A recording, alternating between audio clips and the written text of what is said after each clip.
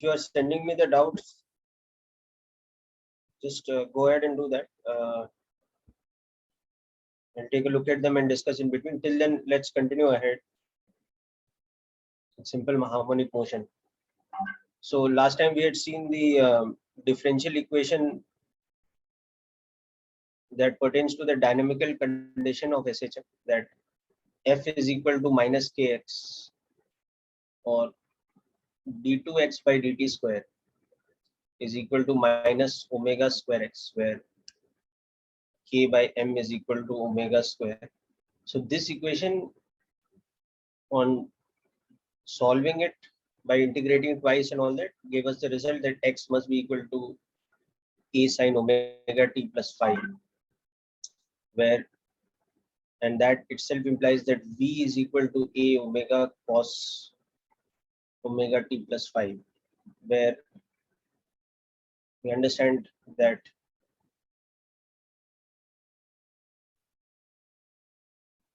the quantity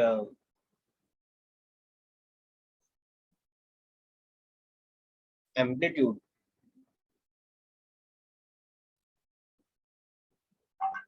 and phase constant, they depend on the initial conditions,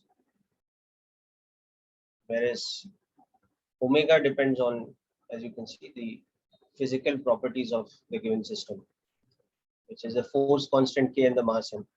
Now, next thing we will look at in SHM is one very easy way to visualize and also understand this. Okay, so SHM as a projection of a uniform circular motion.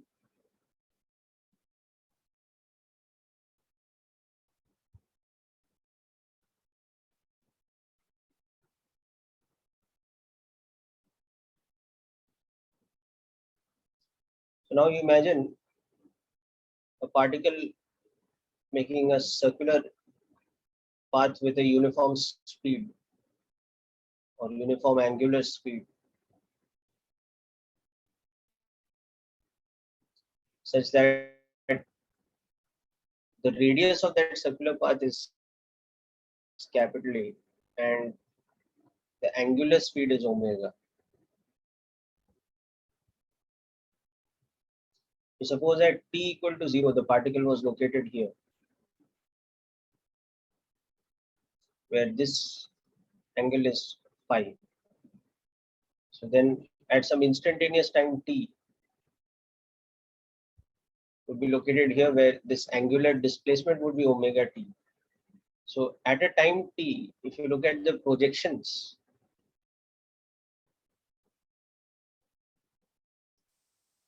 the x coordinate is, sorry, a cos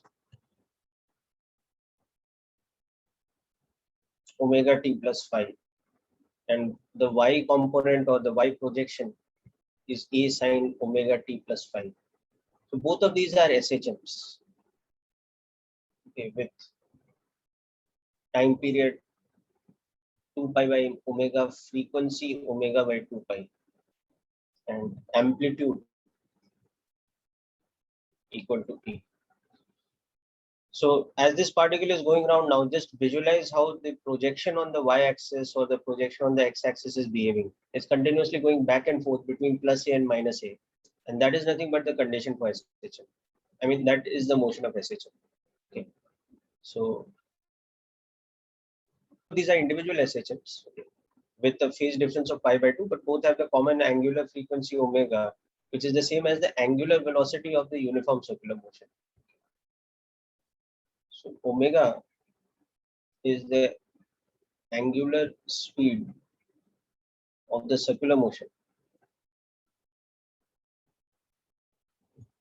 but that becomes equal to the angular frequency of the projections x and y. E is the radius of the circular motion. It becomes equal to the amplitudes for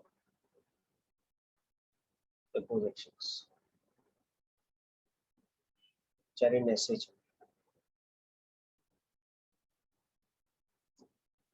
And so on and so forth. Now, how this is going to help us is it helps us visualize the motion very easily. So, for example, we have an SHM which is, let's say,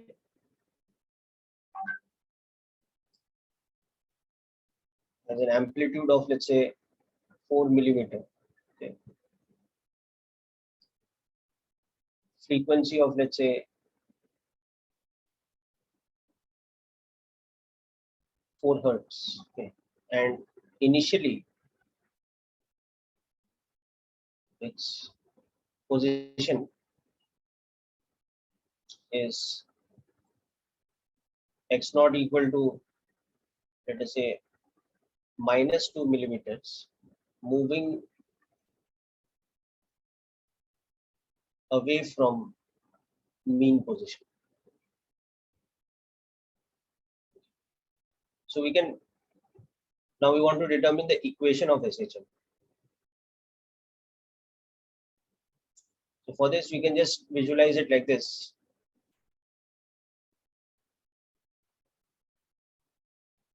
Now, if I were to take the SHM along the horizontal axis, so if I take this as my x-axis,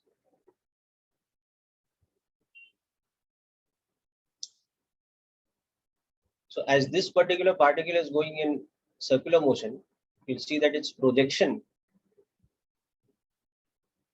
is moving in SHM. So for example, right now, its projection would be moving like this. Okay, like this. So anyhow, so at t equal to 0, it would be located here at plus 2 mm, and it's moving away from the mean position. So it's in this direction. So in the uniform circular motion, this is where it would be located. So its initial phase constant, you would write as this angle phi. So as you can see, phi would be pi minus of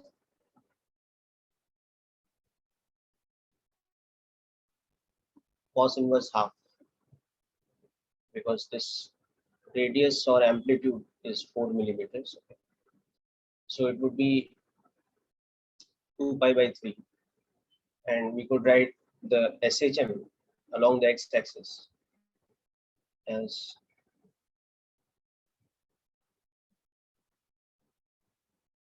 a cos omega t plus phi. We could therefore write as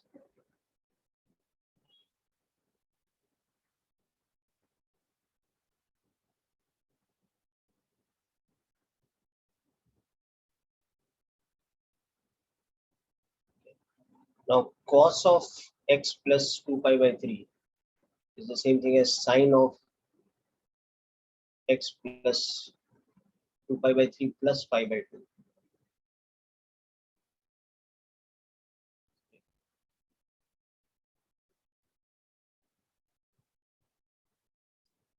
So we could also write it as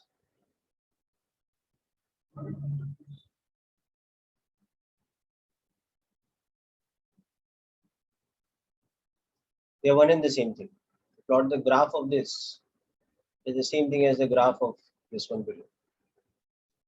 So this becomes an easy way of solving this. Okay. Alternately, if you want to directly from the UCM write the equation in the sine form, we can also do like this. We can always take a circular path where we just choose our x-axis to be this one. There is no problem with that. We can always take this to be our x-axis. So here, as something is going in motion like this, if it is somewhere here, the projection would be here. Okay. So now at t equal to 0, it is at minus 2 mm, and its velocity is going down like this. Okay. So it would be in the third quadrant here. So this would be the phase constant. If we are writing in terms of sine.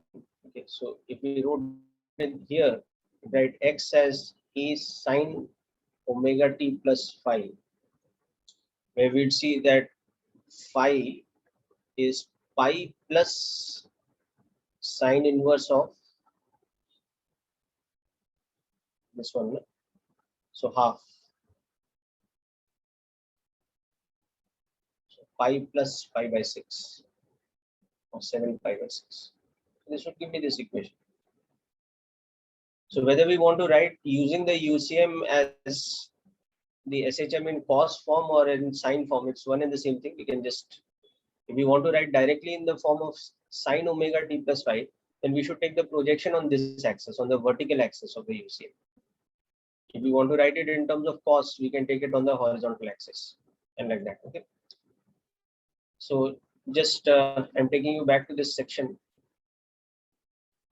Go through this once and then we'll come back to that question and you can note this down. Meanwhile, I'll just go through my messages, see what questions you people have sent.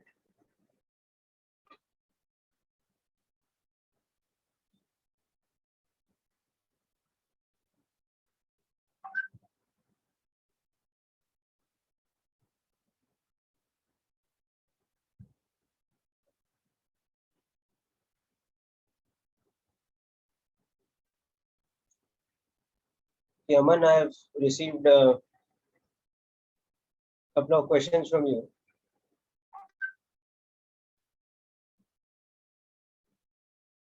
We'll discuss about these.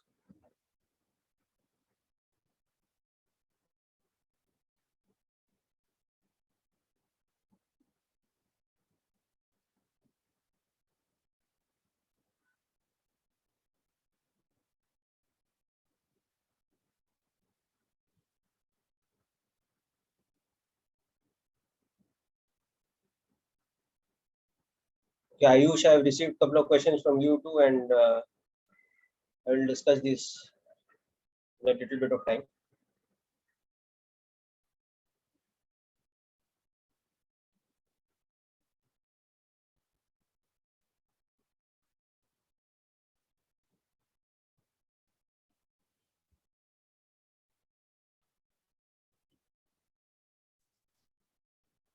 Sir, can you explain that part? Angular speed of UCM is equal to angular frequencies of the projections.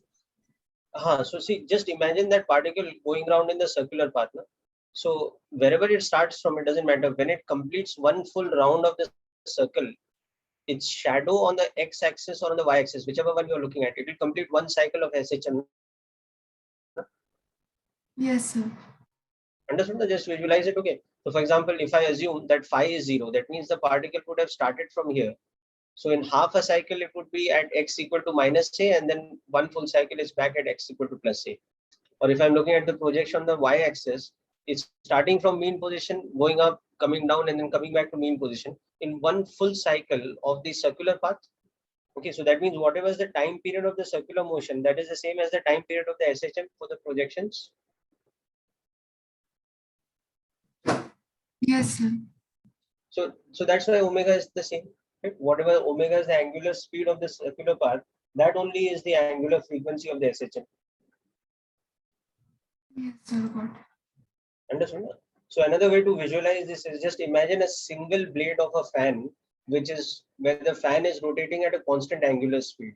Now, if you view it from the side, no, in the same plane as the circular motion of that blade, how the length of that blade will look like the projection of the length. It will look like a particle at the end doing an SHM.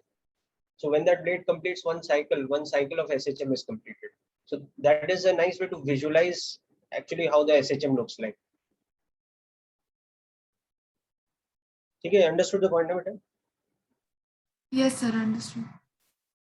Okay. So this method gives us a very easy way of quickly relating initial phase and things like this. Okay, because then we don't have to think about trigonometry in 4 quadrants and all that complicated kind of thing. We can just visualize, and whichever is more convenient to us. If we are more free with the cos function, then you can visualize your axis of SHM like I've done in this first diagram. I've taken the horizontal axis as the x-axis of the SHM. Okay, and so therefore I got the answer in terms of cos. and later if required I can always convert it to sine. Or if I want to directly write in terms of sine omega t plus phi, I'll just imagine the line along which the SHM is happening is not the horizontal one, is the vertical one. So I've labeled this one as the x-axis here.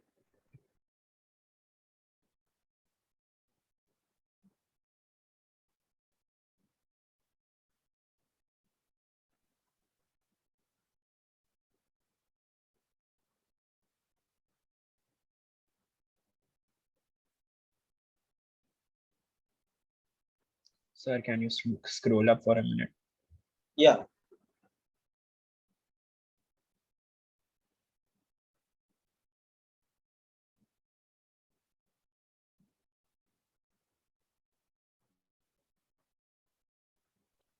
Done, sir. Okay.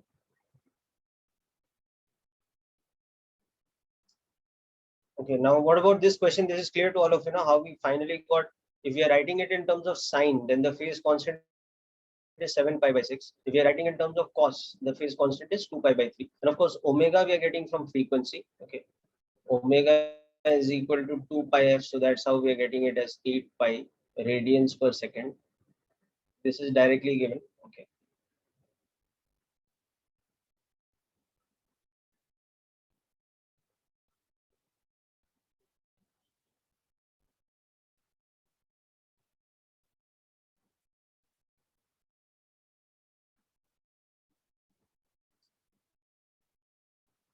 Okay, so I just want to complete this part of simple harmonic motion today, and then second half of the lecture I will start discussing the doubts.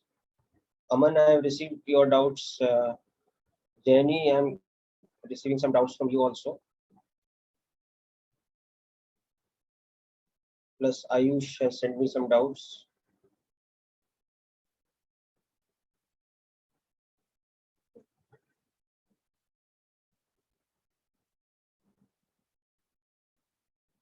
Both Amans have sent me doubts. Okay.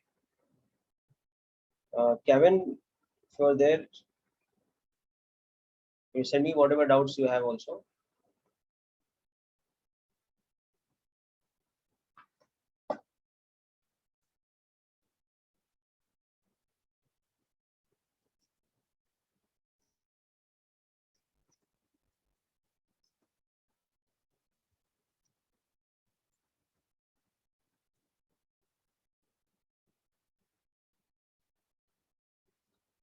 Okay, so hope this question is clear. Now moving on to another interesting type of question related to this.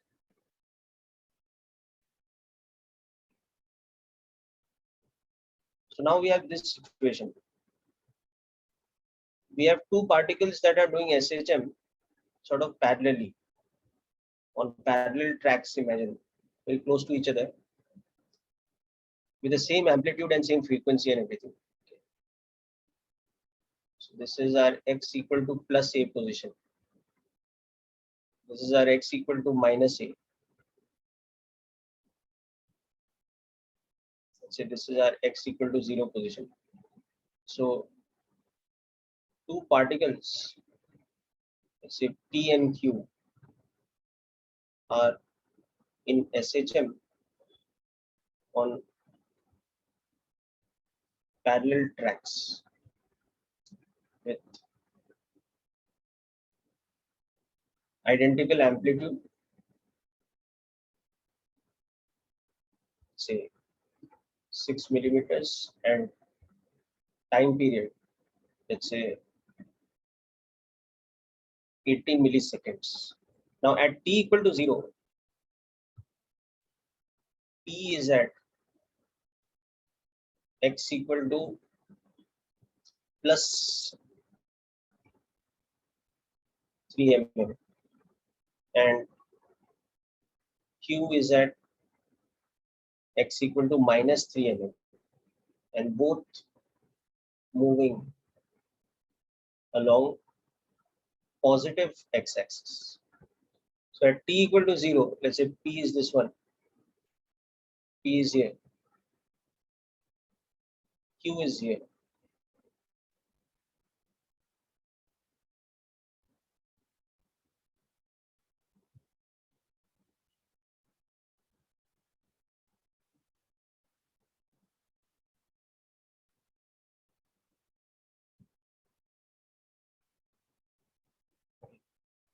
So we have to find out at what earliest time do they cross each other.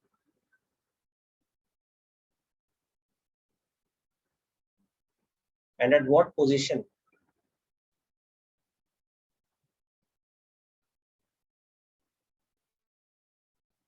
they cross each other. Okay, just try this out with me.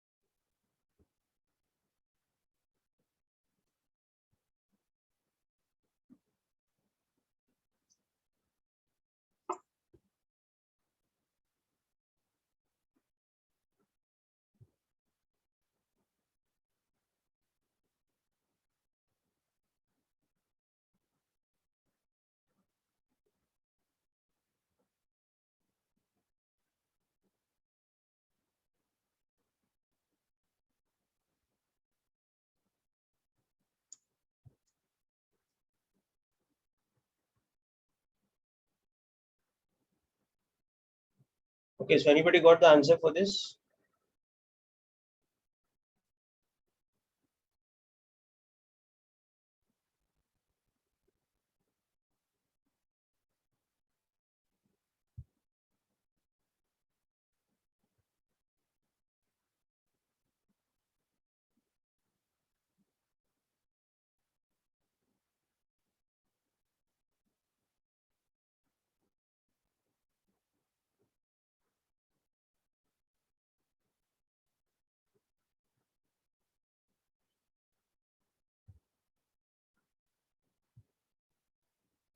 Okay. So if you try to write the equations with the phase constant and all, it becomes quite complicated. Okay, just try to think of the method we discussed just now, the projection of UCM, and you'll see the advantage in using that method.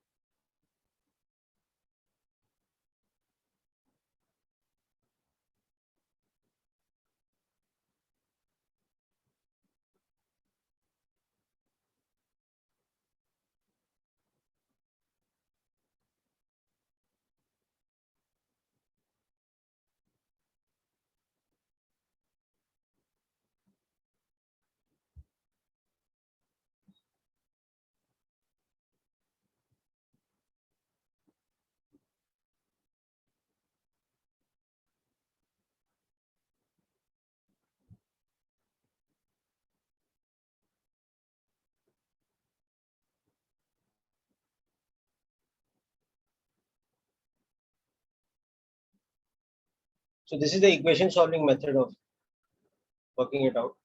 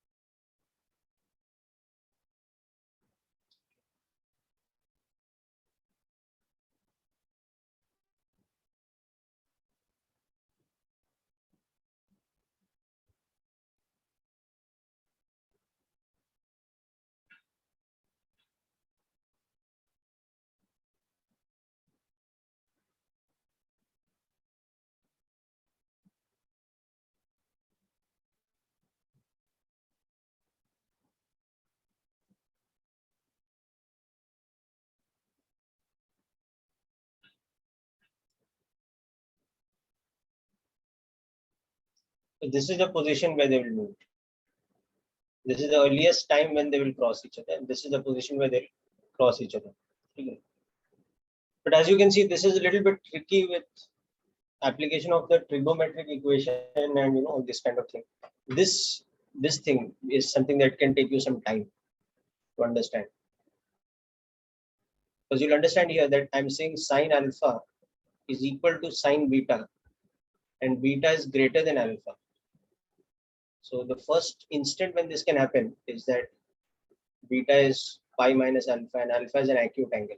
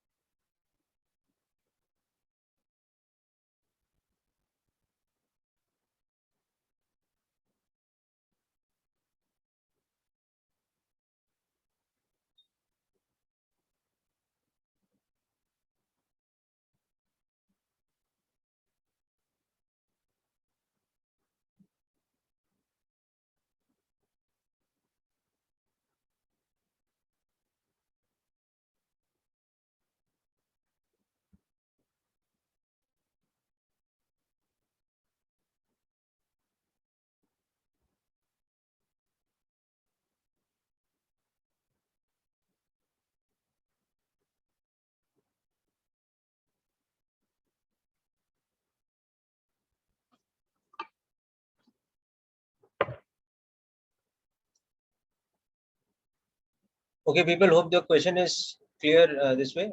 Kevin, you got this now? The answer this way?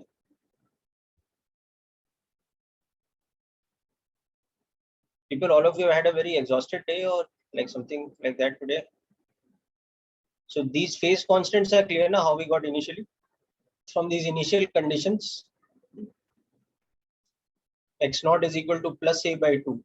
V naught is positive. And for this one, x naught is minus a by 2 and V naught is positive. So sine phi is half, sorry, is minus half. And cos phi is positive. Okay. This one, sine phi is half and cos phi is also positive. So from that we got this one. Okay. Now this can be done like literally in one line solution by using the UCM projection of UCM method.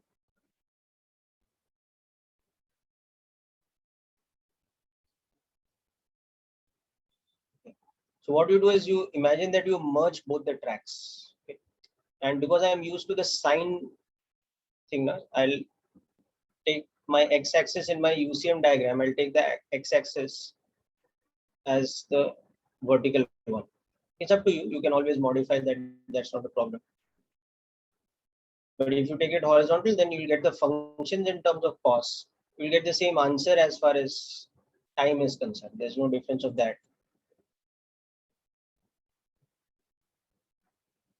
So I'm taking this as my x-axis in the projection of UCM representation.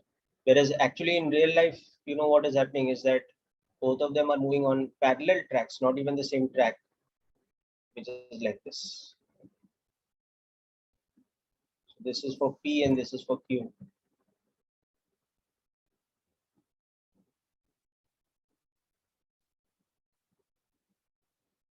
Now P is initially over here. We're moving in this direction.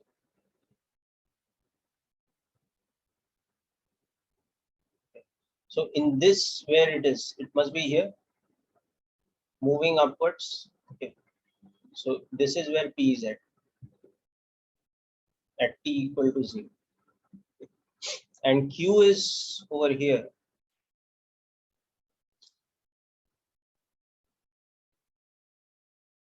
And moving in this direction. So where Q is located here. Q's projection is located here, moving like this. So that means Q is here in the UCM at T equal to 0. Now just imagine these two particles in UCM and you'll realize something very interesting, that the chord that they form, that chord is of fixed length. They're like this at T equal to 0. Then after some time, if P is here, Q will be here, such that this chord will still be the same. It's very interesting thing. See.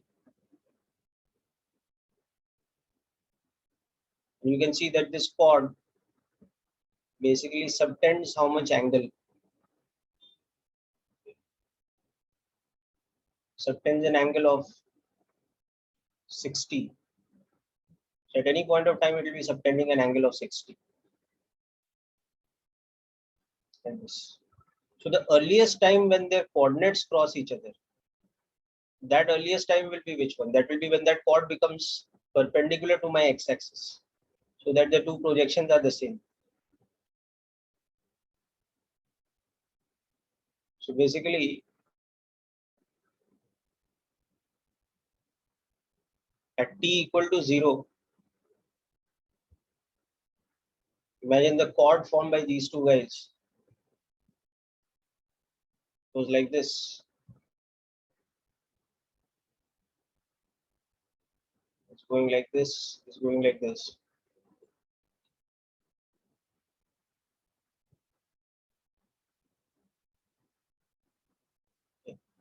The earliest time when they cross each other will be when this chord becomes like this.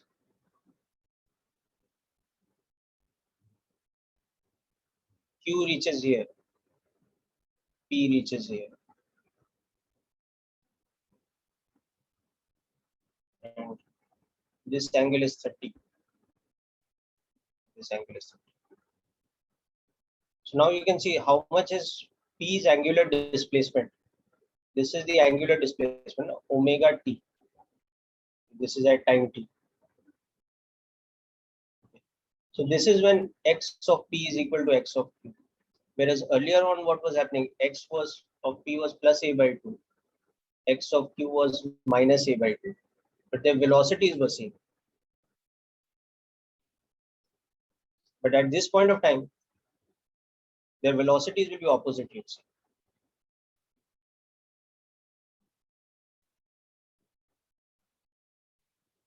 So they're going in opposite directions as they cross each other. So now you can see that omega t, you can just count angle wise how much it is. Omega t is, you can see 60 plus 30 pi by 2. So 2 pi by t into t is equal to pi by 2. So the earliest time when they cross each other is capital T by 4.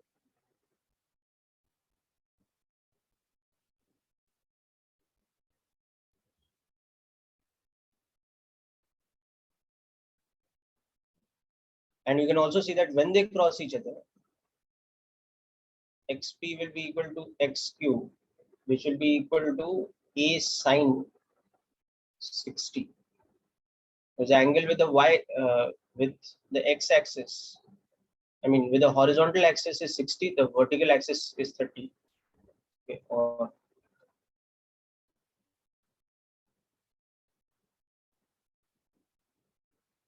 okay. And then the next time when they cross each other will be half a cycle later. And it becomes like this. P would have reached this point and Q would have reached this point. This will happen at t equal to t by 4 plus t by 2. Then again they are back here. So my diagram is not perfectly to scale, but still understand what is happening. So as you're noting this down, I'll just attempt to make a better diagram.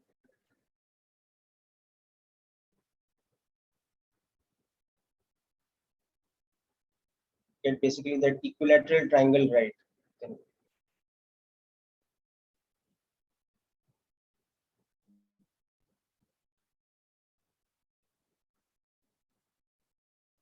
initial is probably something like this.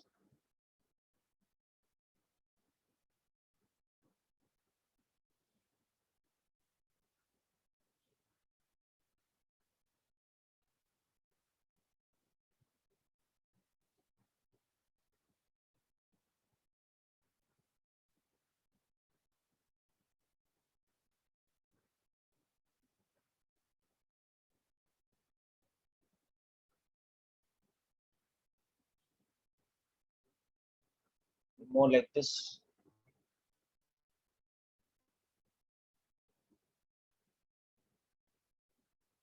So by the time they cross each other,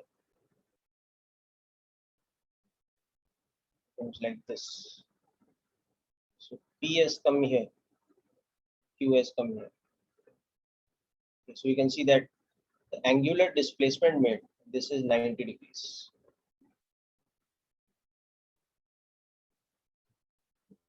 90 degrees. Okay.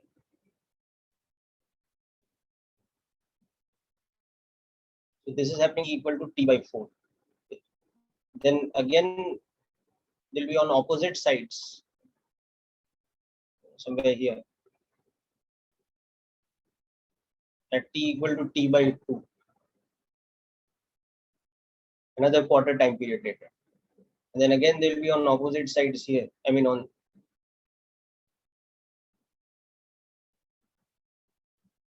this will happen at 3t by 4. Then back to here at 1 cycle. So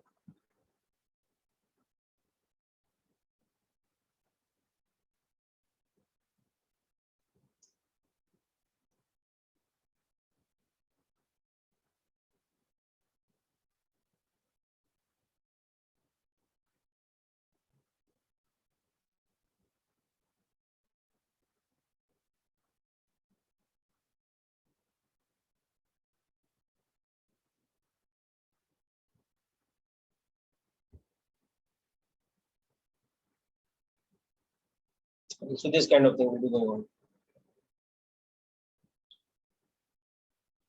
Okay, people, hope this is clear to all of you.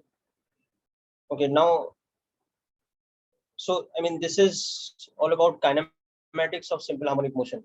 After this, we will be in the next lecture moving on to dynamics of simple motion. So at this stage now, I want to move to discussion of the doubts.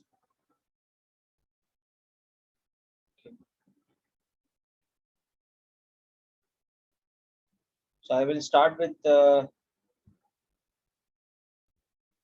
few doubts sent by Aman Agarwal.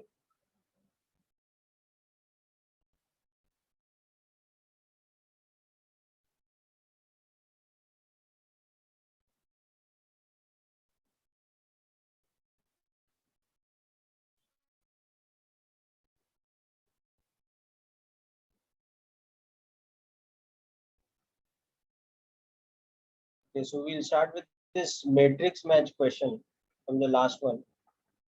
So first option said solid object falling vertically in a viscous fluid.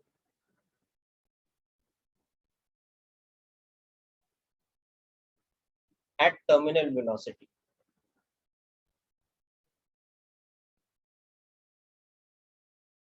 Okay, terminal velocity, I'm just writing in short form.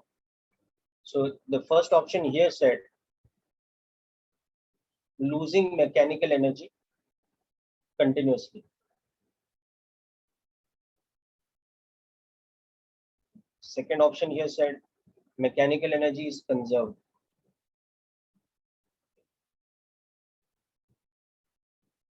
Third option said heat dissipated continuously.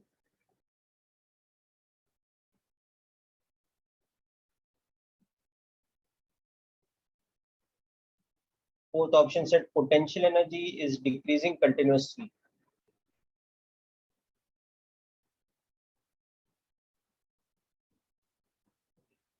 And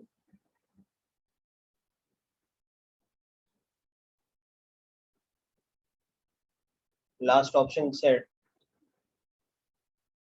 potential energy continuously increases.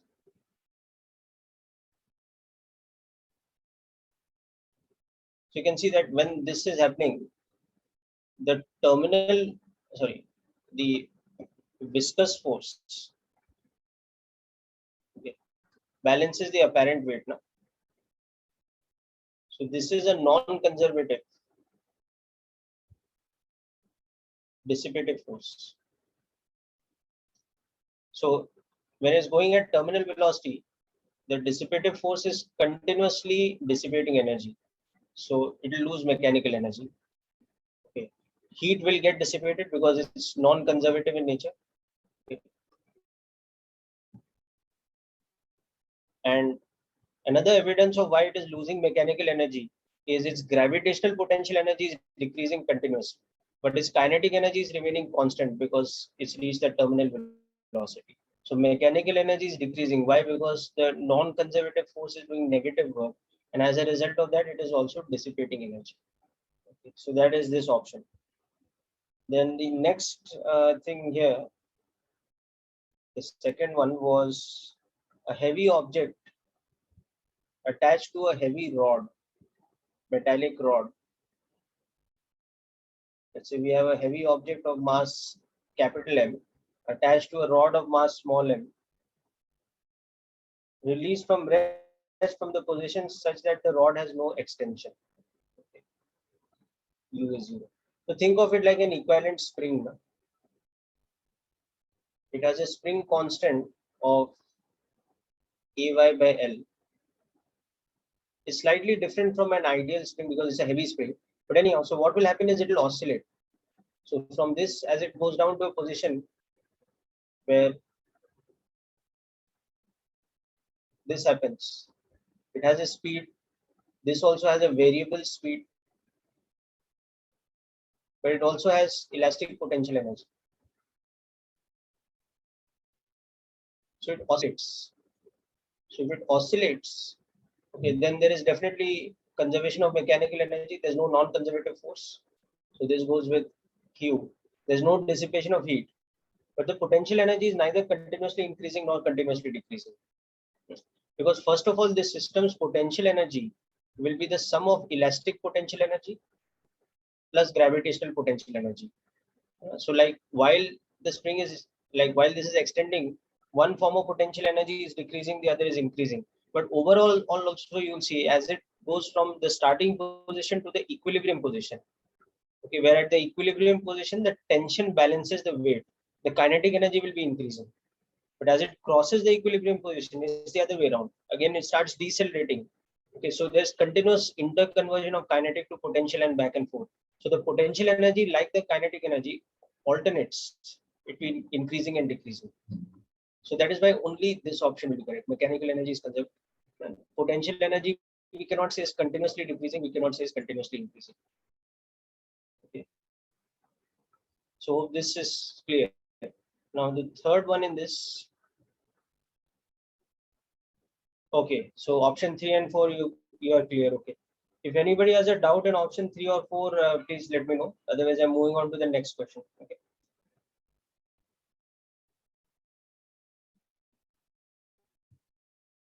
So next question is this one. Two spherical bubbles of radius R1 and R2 in vacuum coalesce under isothermal conditions.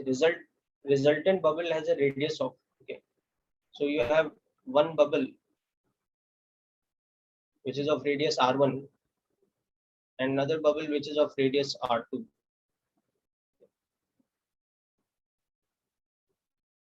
So this is the pressure as is at P naught plus 2T by R1. The pressure is at P naught plus 2T by R2. Okay. The surface energy of this one is 8 pi R1 square because it's a shell, no? So it has two surfaces, inner surface and outer surfaces, into surface tension. The surface energy of this one is 8 pi R2 square, and I will use, okay, it's fine. We can use T for surface tension only. Okay. Now isothermally they coalesce. Okay. So what quantity will remain conserved when they coalesce isothermally? They coalesce and become a single bubble of radius R. So what will happen? The pressure now has become P naught plus 2T by R. Okay. And what quantity remains conserved? Temperature remains conserved. So P into R cube, that is pressure into volume, has to be equal to P1 R1 cube plus P2 R2 cube.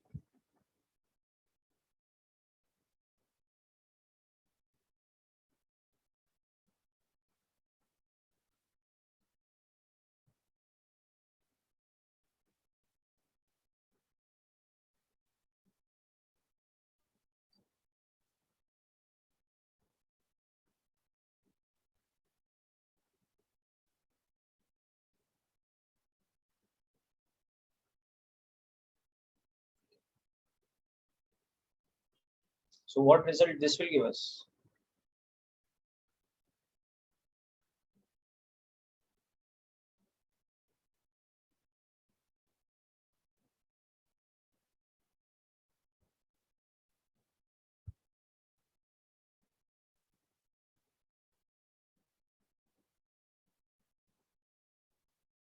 Actually, this is 4T because they're bubbles. No?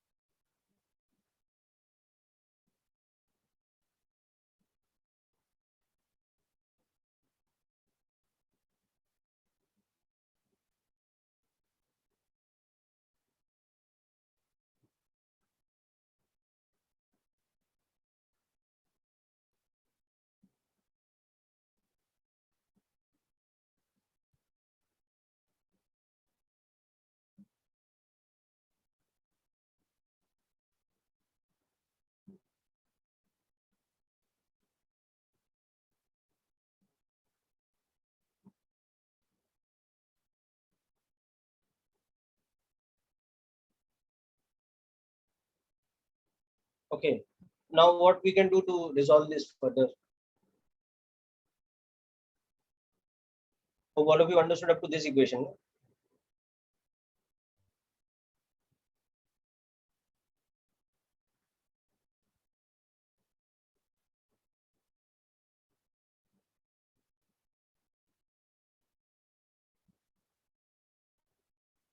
Now what we can do further in this question?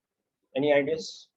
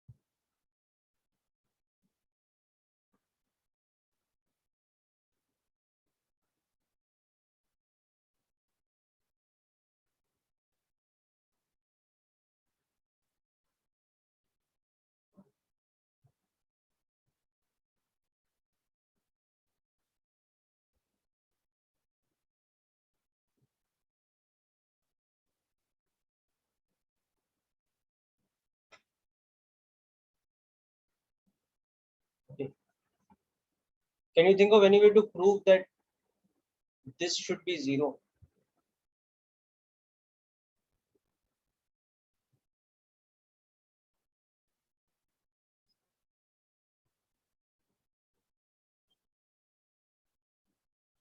Okay.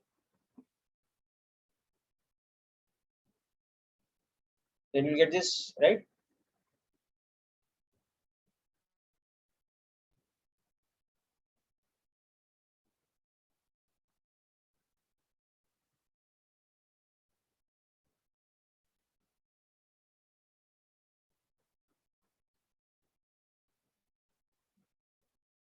So this will come from conservation of number of moles. Okay. This thing that is 0 will come from conservation of number of moles. Okay, Aman, so hope this is clear, better.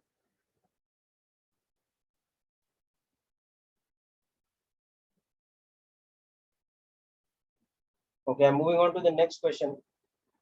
Oh, Aman, your questions are done, right? Okay, there is that question of that non-conducting ring. I'll come to that also. Azimuthal angle. This is actually I will not say it's exactly a JEE level question because the part that you have asked, it's way too lengthy. The Snikita, that's correct. Volume conservation or number of moles also you can conserve. Okay. JEE advanced level question. It's little too lengthy for that, but there's something to learn from this. Okay. So suppose we have this ring which is lying in the XY plane.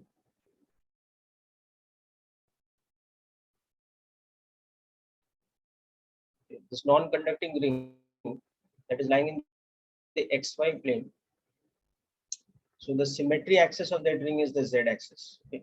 Now that ring has a charge on it such that if you take any point on the ring which is at some angular position theta, that is the meaning of phi or theta or whatever, that is the meaning of the azimuthal angle term.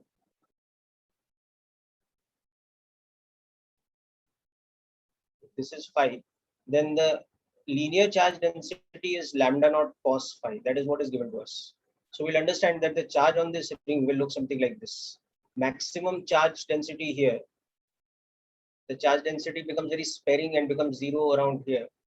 Then becomes negative on this side. And maximum negative density here.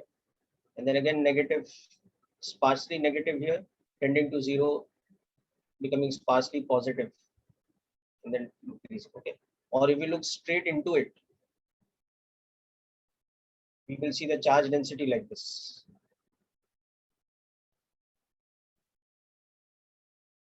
Here's lambda naught. Here it is minus lambda naught. Then it becomes weaker and weaker, tending to 0, stronger and stronger, tending to minus lambda naught, then becoming weaker here, tending to 0 here, this kind of thing. So what is the question number for this question? This is not from MT beta. This is Aman. This is a question from Irodo. I know, but is it there in your module or something? I don't know, sir. It's weird. Irodo, okay. So we have to find the magnitude of this thing.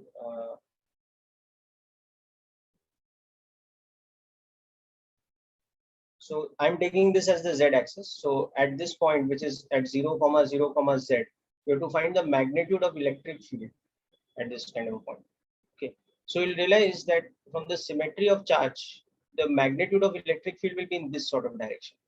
We along the negative x-axis. Okay. And how we'll calculate the magnitude of this? Yeah, I can share the question in the group. Just give me a moment. So what I'll do is, let me share the question.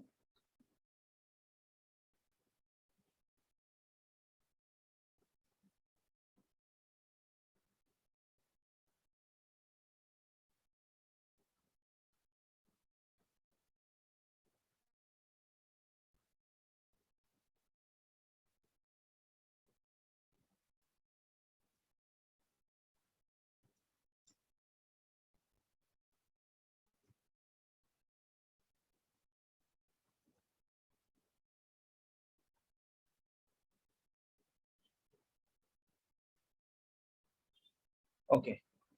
So I'm just giving you a shot of the question. Just go through it first. But actually, you'll understand the question better from the diagram I've made. Just you can copy down the language of the question if you want.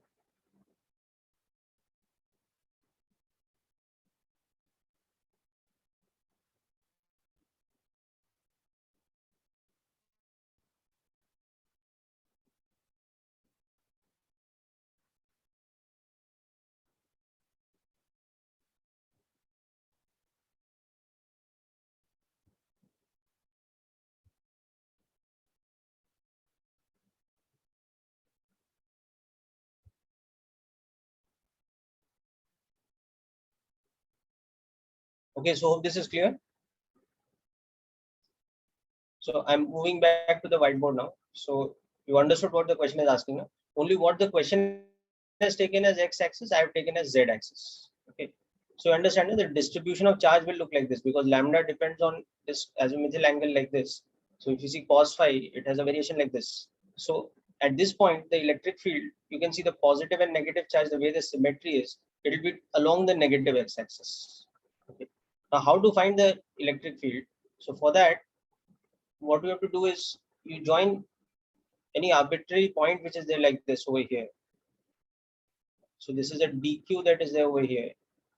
You join it with this point. Okay. So it is at a distance of how much? Root of z square in my case plus whatever this radius is, let's say a, like this. Okay. So that electric field will have one component along the x-axis, z-axis, which is coming out. This dE. It will have some dE. If this angle is theta, so it will have some dE cos theta k cap. Okay. Plus some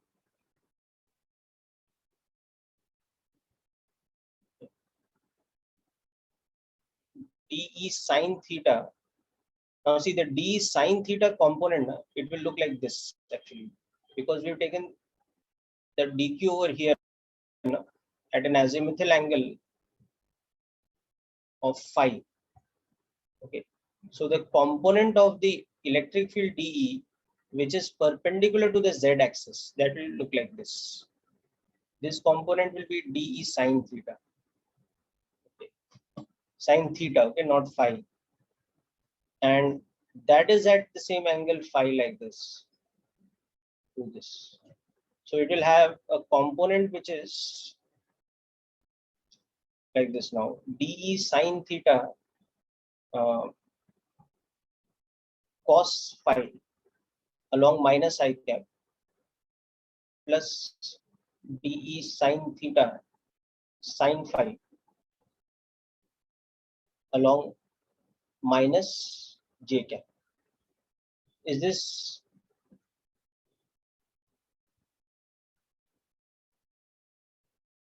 a resolution of the vector clear to all of you?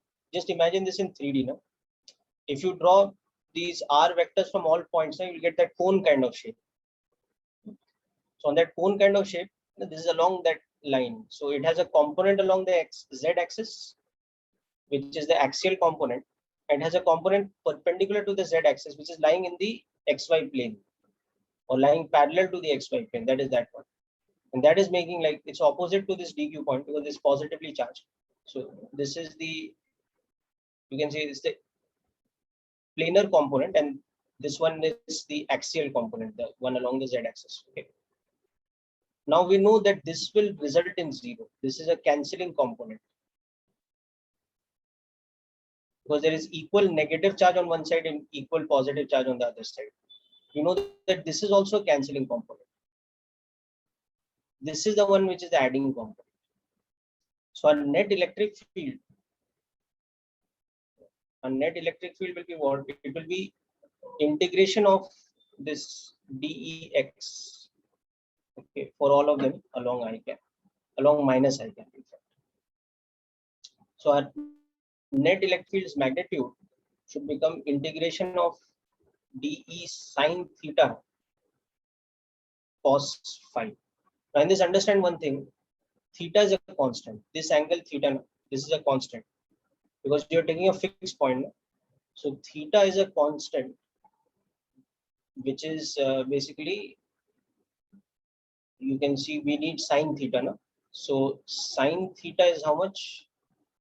It is a upon r, or a upon root of z square plus a square. Okay, and dE itself has how much magnitude? dq upon r square. So k lambda ad phi upon r square. So that is ka lambda naught cos phi d phi upon r square. That is dE. Okay. So you'll end up having a cos square phi d phi integration.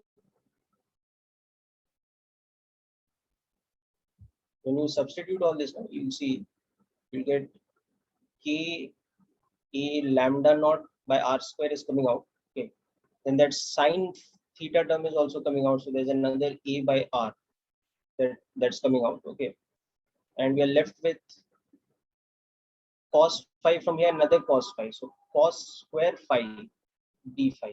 Okay, because basically this small angle here, this one is d phi now. Okay. So ye hoga, and this is going from 0 to 2 pi. Now you know that cos square function's average value, mean value, is half now. So integration of cos square phi from 0 to 2 pi is just mean value into 2 pi. It's just pi. Okay. So that's it.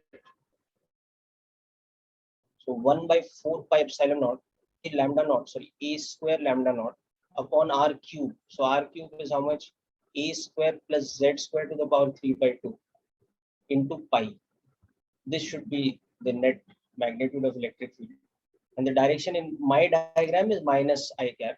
In Irodo's question, this is the x-axis. So you have to take those as the YZ plane. So you will have to reorient the direction a little bit. You will have to write the unit vector slightly differently. Anyway, so this is like, you should just treat this like a good exercise in 3-dimensional geometry, application of calculus, components, and all that. It's not seriously a JEE Advanced type of question. In JEE Advanced, if this question is adapted, it will be about understanding the symmetry. Like it can have those options that on the z-axis at any point, the component of electric field along the z-axis is 0, or the component of electric field along the y-axis is 0, or the component of electric field on the x-axis is 0, or it is along the negative x-axis and non-zero, like that. You know, those kind of things, logical things. But the full calculation is not going to be there. It's too lengthy. But this kind of visualization is important. Okay, so that's why I said how you can adapt this question to a JEE Advanced type of question. So anyhow, hope it is clear, Aman.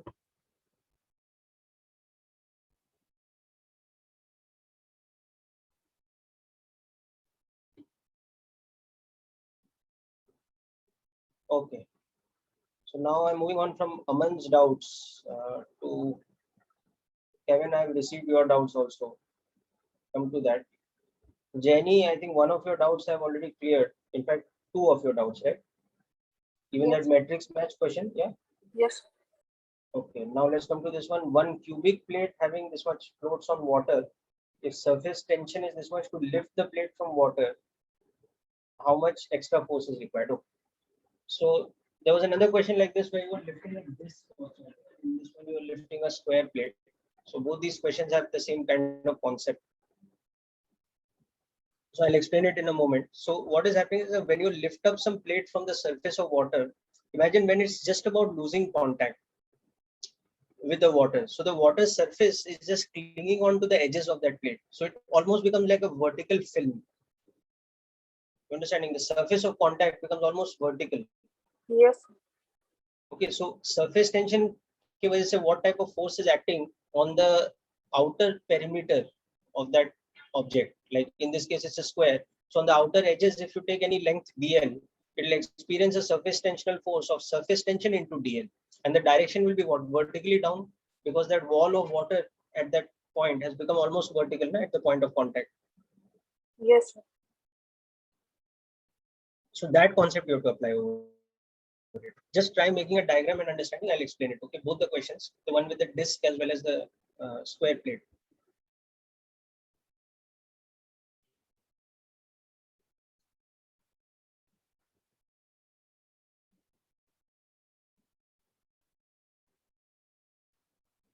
So because of strong adhesive force, the liquid kind of clings to that floating object or that plate or whatever. Yes, here I had doubt that why only the perimeter, like what is going to cling to the surface also?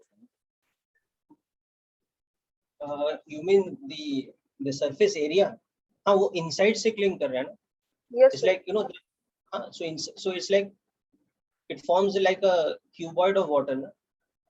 Just when you're bringing it up. Yes, Like so imagine in a two-dimensional diagram, if I'm seeing this from the side, so if this is the surface of water, okay, now initially the plate was just about right at the surface, so the plate would have looked like this from the side. It's very thin, so it's like this. Okay. So just over here. Now when I start lifting it up, this water which is in contact, it's clinging. So what happens is that now there's almost like this kind of a structure of water that is formed. I mean, it's little curved, but it's almost like this. yes, sir. And so three-dimensionally, if you imagine this, so यहाँ पे ऐसा, it's become like this. So you have like a small plate of water itself, which this is trying to pull up with itself. The rest of the surface of water is trying to pull up like a thin plate of water. So now here, if you take any differential length dl, उस पे जो surface tensional force लग रहा है, it is in this direction tangential df. So that is surface tension into df. Okay, so you integrate that all over, so you'll see that all four sides are experiencing some downward force like this, and they're equal to f into n. T into n. So you will have to keep balancing that with an external force. So this external force will actually have to balance the weight of that plate plus those 4t into n, or basically any shape it is now. If it is some random shape also, the surface tensional forces are going to act like this everywhere. So this will become just surface tension into perimeter. This kind of situation. Yes, sir. So that's why it's that much more difficult to lift up a plate where it is just clinging to the surface of a liquid, as compared to just lift it up from a solid floor or any other solid surface rather than a liquid surface. Liquid kind of clings to it. It clings to the surface below as well as to that plate. So that common experience that there's water on the floor and there's a glass plate, you try to lift it. It's very difficult to lift it in comparison. So it happens because of that. Yes. Okay. Okay, so Jenny, I think all your doubts are cleared, no, beta? Yes, sir. Okay, good. Now I'm moving on next to Aman Ranjan's doubts now.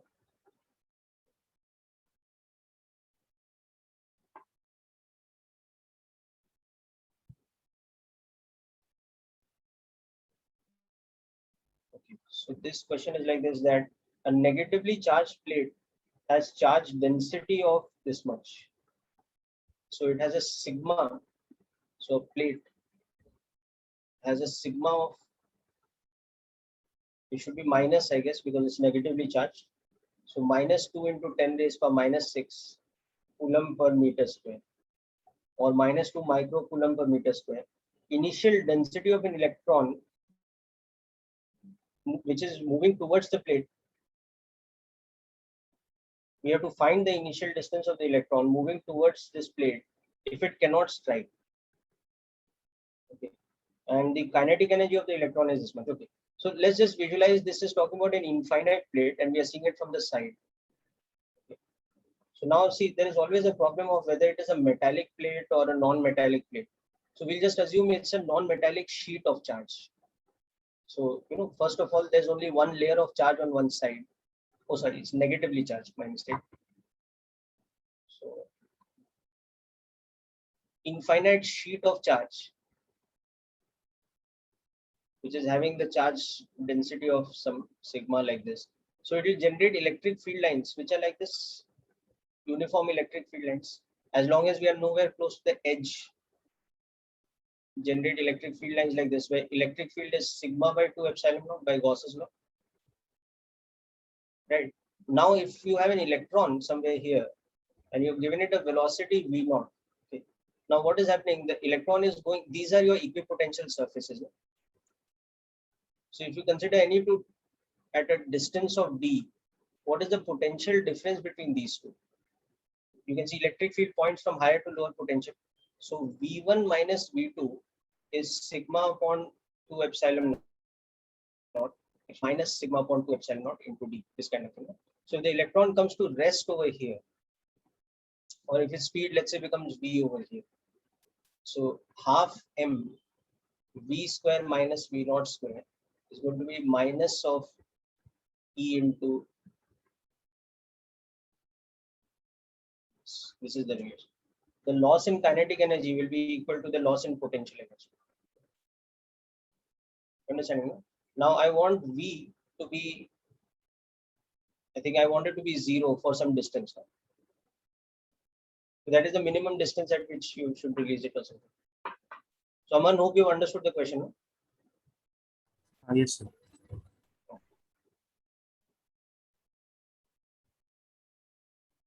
Okay. Then isothermal, this thing, bubbles coalescing, that one we just did. The metallic disk of radius r floats in water. Okay. Now in this, something is also given about the angle.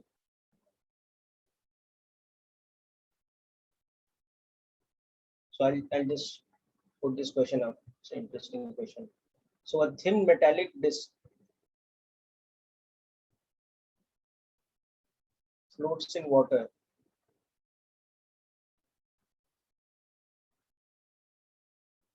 Radius r, and bends the surface of water downwards because of its weight.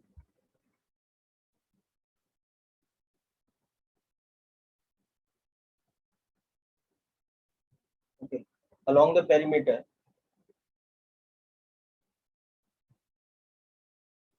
At an angle theta with respect to the vertical edge.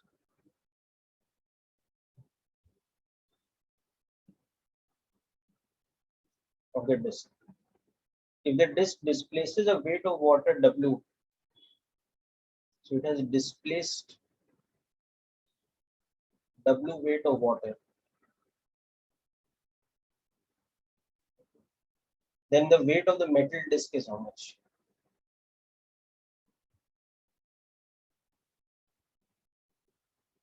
Okay. So let's try to understand this question. So you have a disc of, like it has a metallic disc like this, and where it is in contact with water, it has basically made a depression in the water like this.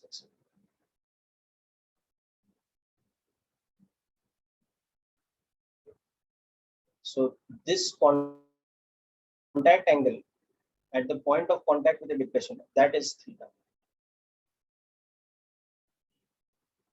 Okay. So now, if we look at this strictly from the side view, we can kind of estimate the amount of water that has got displaced.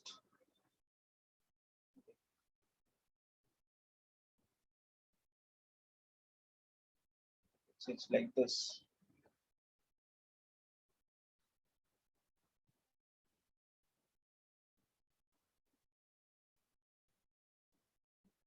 So if this depth is some d, and this radius is of course r, then volume of water displaced by it is roughly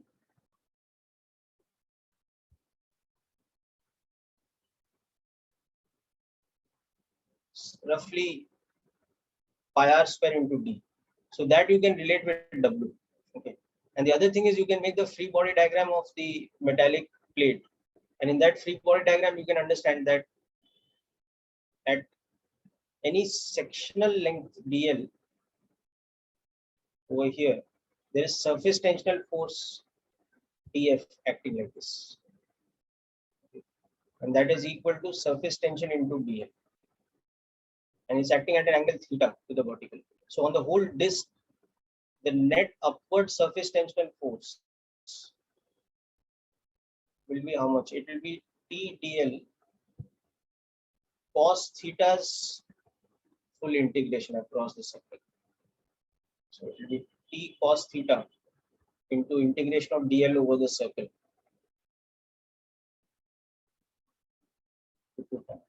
This is the net surface tensional force, and this should balance the weight.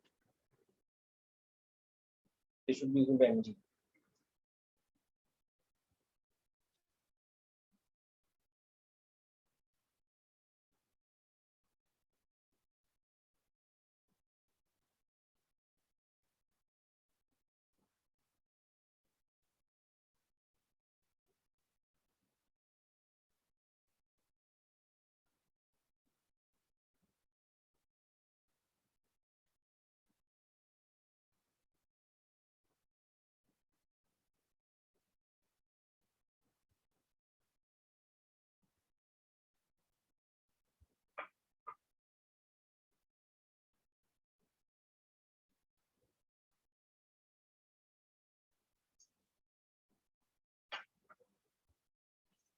Okay, so Aman, you can complete this problem from this point.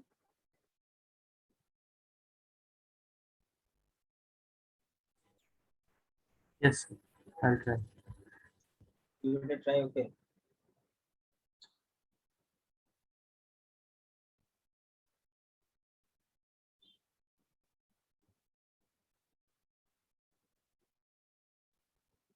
Okay, the other question you have sent, Aman, is superposition of electric field concept. Okay.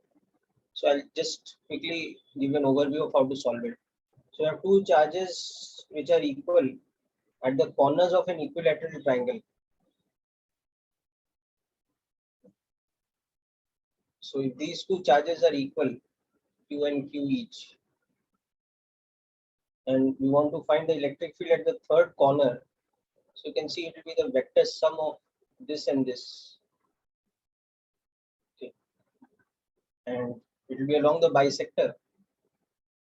This angle is equal to this angle. So the net field will be along the bisector, right? Yes.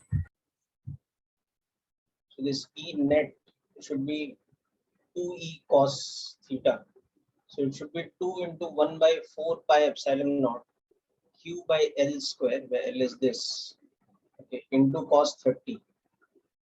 So this is the only thing in it. I don't know if it's a case of the answer not matching or what. Okay. Sir, I'm not But sure if how you the just work correct it answer out, is correct. it's the correct answer. Sorry, you're not? I'm not sure how the correct answer is correct. The given correct answer. Oh, okay. You want to verify. Okay, so let's wait. So the answer is such that 1 by 4 pi epsilon naught q by a square, or what I have taken as L.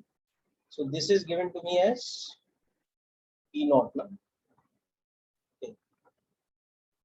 And each of these charges, so let's say this is q naught. Okay, so q naught by this is given as this. And each of the charges is actually how much? It is q naught by root 3. You understood, no? So Sir, this will it's an become inequality. Acha is less than. Okay. Yes, sir. So q is acha, eta inverse is less than root 3. So that means eta is greater than 1 by root 3. So q is greater than this. Right?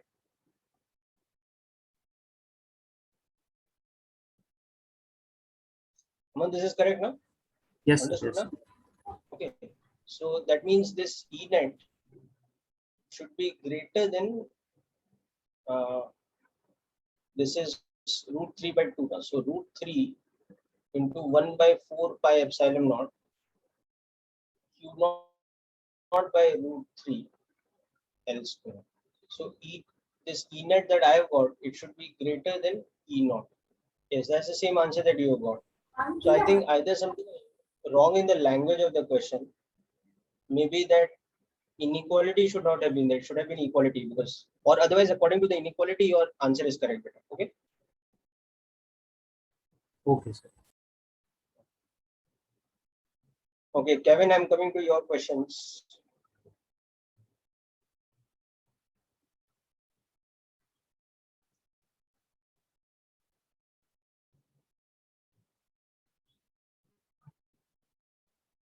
Okay, so let's look at this question next. So it says a cloud having an area. So let's say this is a cloud. Okay, so it has an area of 25 into 10 raised by 6 meters square, having an electric potential. So this cloud is, let's say, having positive charge, which is why it is developing a positive potential of 10 raised by 5 volts. Okay. Now this is at a certain height from the ground. So this height is given to us as 0.75 kilometers. So 75 into 10 raised per, how should it become? -2 plus 3, so 1 meters. Yeah, 750 meters simply. Okay, now ground is always taken as what? Zero potential. Okay, so if this is creating an electric field like this, you have to think of it like a uniform sheet of charge. So potential gradient is equal to electric field. So the electric field's magnitude is delta V by delta R, which is basically 10 raised by 5 minus 0 divided by 750 meters minus 0. Okay. And once you got that, now have you studied something called energy density of electric field? No, sir. Oh, अच्छा, that is some capacitors नहीं किया ना बेटा अभी तक? No, sir. No, sir. Okay, so this question is a little bit out of syllabus then. So you will study in capacitors later. There is something called energy density. That is the electrostatic potential energy per unit volume. Okay. And when you have an electric field in vacuum or free space, that is given by the formula half epsilon naught E square. So because here E is uniform in this space, so the energy density is uniform. So the total energy will become that energy density into volume of that space. The volume of that space will be height into area of the cloud. Okay.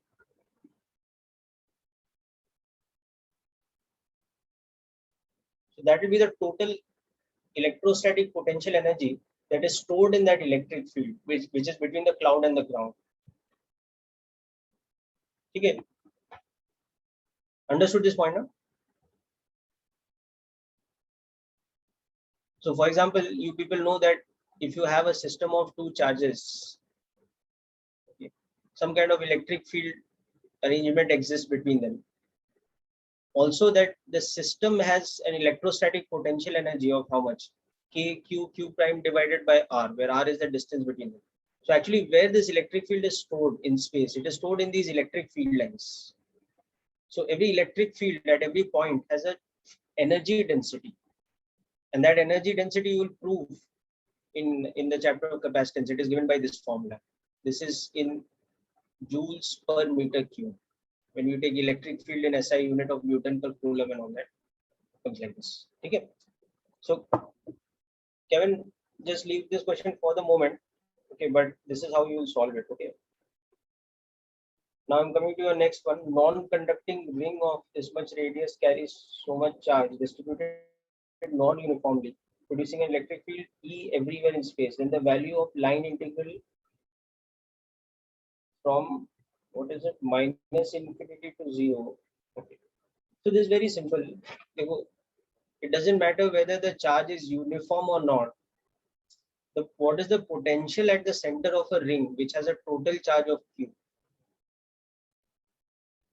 If I have a ring where the charge can be highly asymmetric also, can be, in fact, there can even be some negative charge somewhere and all that is fine. But if the net charge on the ring is suppose plus Q naught, then at the center of the ring, what will be the potential? It will be integration dq K upon R. No? So this integration dq is nothing but the net charge. So it will be that Q naught only divided by 4 pi epsilon naught R. So that is the potential at the center. Okay. So now whatever path you take, actually, even that doesn't matter. But if I take the path along the axis and I'm coming from some point over here, so potential difference between these 2 points is minus E dot dl from P to C. Now if I make P tend to infinity, then potential at that point P tends to 0. So potential at C is nothing but infinity to that center minus E dot dl. So that is how much? KQ divided by R. Okay, Kevin, this is clear, beta?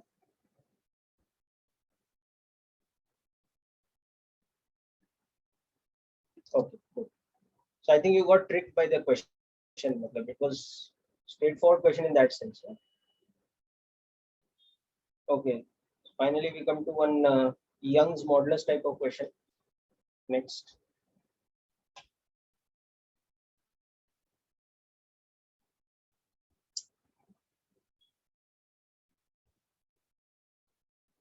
So here we are having this situation. Oh, sorry, it's a surface tension question. Liquid of surface tension gamma is filled in a container of width 2a, a thin wire. Achha, so this is that wala question. That JEE type of question I had shown you in class. So you have basically, let's say, thin metallic rod whose cross section you are seeing over here, which is floating on the liquid. So 3-dimensionally, it's actually like this. It's lying on the liquid surface, and the liquid surface gets slightly depressed where because of its weight. So that in the side view diagram, you're seeing actually it will be like a slight curve, but here the question is asking you to assume that it's perfectly like this.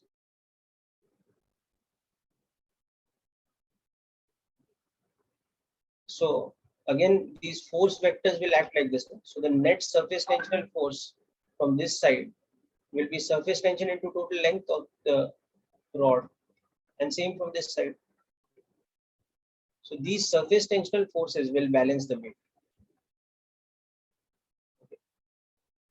That's all you have to do. Now you have to work out the geometry of the question. So for the geometry of the question, these kind of dimensions are given to us.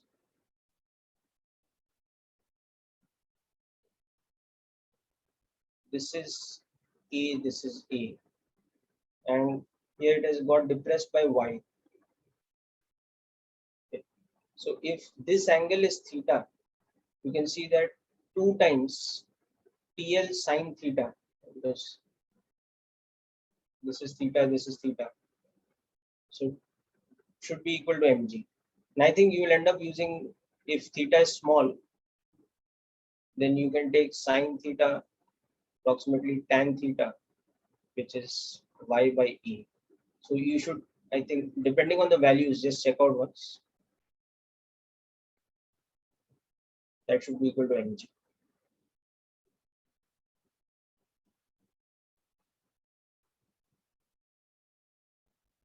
Small depression is written. Y is a small depression. So you'll have to use this. Okay, so Kevin, I think maybe you had difficulty with this part, na? How to replace sine theta with y by a. Hope it is clear now.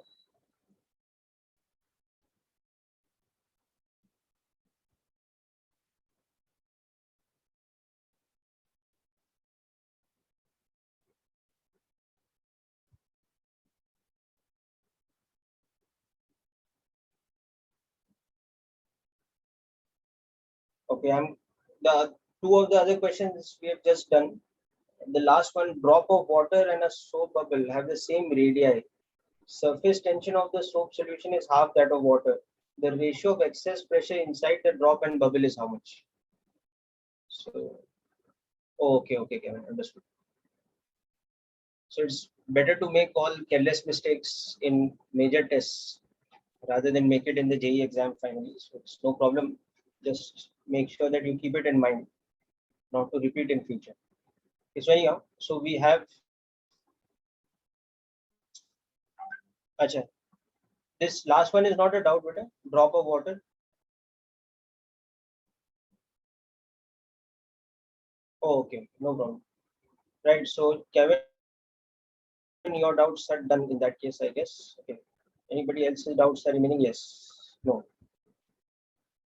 We have solved everyone's doubts. No. One set of doubts is remaining. Okay. Let me try. Aditya, your doubts are remaining. Okay.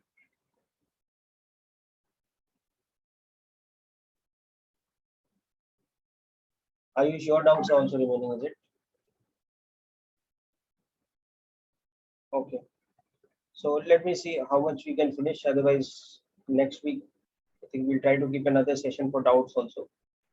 So circular ring carries uniformly distributed positive charge. Electric field and potential varies with distance along its axis as what?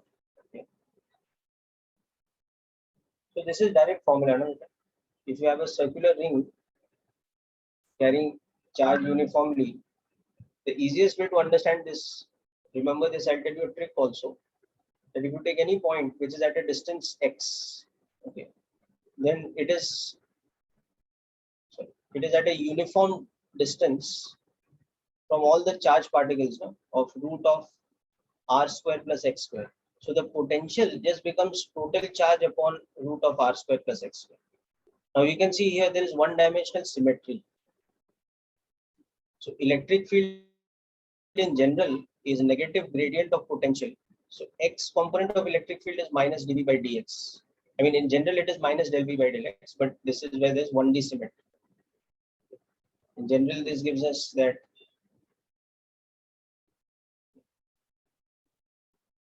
and so on and so forth. Okay, but here there's 1D symmetry. Okay, so the electric field will just be minus of dV by dx. So it is kqx divided by r square plus x square to the power 3 by 2. So don't even have to memorize the second formula. You just remember it as coming from negative gradient of the first one. And you will see that if you look at magnitude of electric field versus distance, is a very interesting function. When x is small, you can ignore x square in the denominator. So it sets off like a linear function. Okay. Whereas when x is very large, then the denominator tends to become x cubed. So it's a 1 by x square kind of function. So it has to become hyperbolic. So in between, it reaches a maxima somewhere and then goes towards that hyperbolic curve. And this should be a smoother curve, but and if you're really into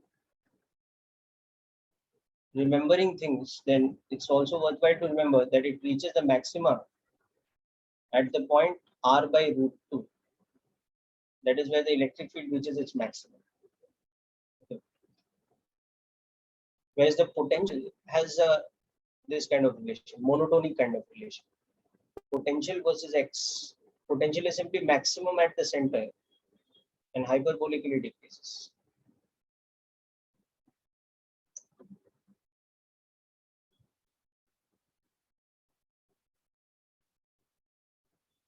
Okay.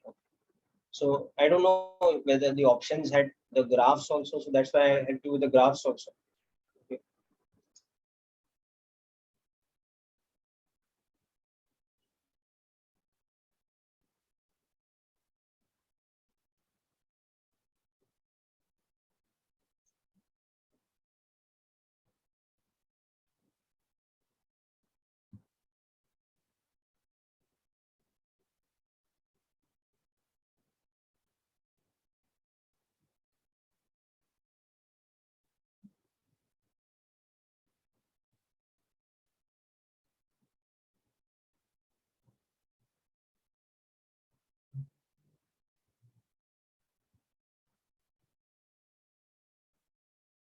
Okay, so the next question I'll solve here is an interesting question to do with the action of a dropper.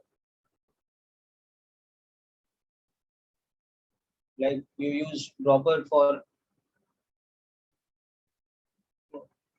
administering eye drops, those kind of things.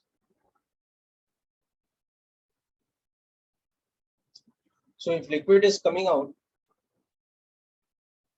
from this pipe kind of thing, so as the liquid comes out, it forms a spherical drop. So it's safe to assume that this shape is more or less spherical because it will try to minimize its surface energy by taking the smallest surface area. Now, when the weight of this gets, so at this line of contact, we'll understand what kind of surface tensional forces are forming, are acting. This radius is R, but this radius here is capital R. That is the radius of the pipe. Diameter is 2R. So here, surface tensional forces are acting on this, like this. So the net force due to surface tension will be how much? That net force will be, if this angle is theta, it will be 2 pi r into surface tension into sine theta in my diagram. So when that becomes equal to mg, it's ready to fall. Or when mg dominates over this. So as the droplet is becoming bigger, you can see that your theta is decreasing. So sine theta is decreasing. Capital R is a constant, of course. Okay, so 2 pi r. Now you can also figure out sine theta from this diagram. This would have been the full circle, but here is like this. This is capital R. Okay. This is small r, and I have taken the angle that the tangent is making with respect to the horizontal as theta. So that is the same as this theta. So you can see that sine theta is what? It is capital R by small r.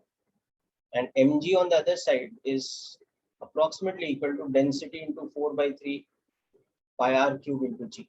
Actually, it's slightly less than that because this part is not there. So this is a condition for it to. So,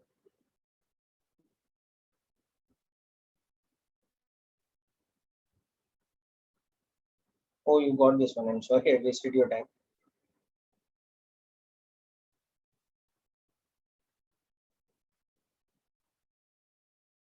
Okay. The last question you sent, beta, is to do with this thing. It is to do with Gauss's law. You have a cube in this case, and that line of linear density, uniform linear density, is going through like this. So if the cube's length, side length is L, can you tell me what is the body diagonal's length in a cube? What is the body diagonal's length? L root 3 by 2. By 2 or L root 3? Just L root 3. Just L root 3. Ah, just See, L root very, 3. just very easy way to calculate. इसको origin ले लो. vectors method or whatever. So this point's coordinates are what? L, L, L. Na? So this distance OP is just L root 3. So got it, no? So the flux through this will be the length of that enclosed part, which is L root 3 into the lambda, and that divided by epsilon naught.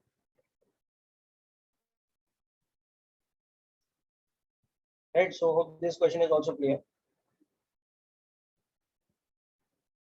Okay, people. So I'll conclude the session here today. Next week also, as I said, I'll keep aside time for doubts in one of the lectures, and we'll discuss. So you can keep sending me the doubts. Okay. So that's it for today's session. But yeah, those kinematics of SHM type of questions complete from HC Verma. Okay.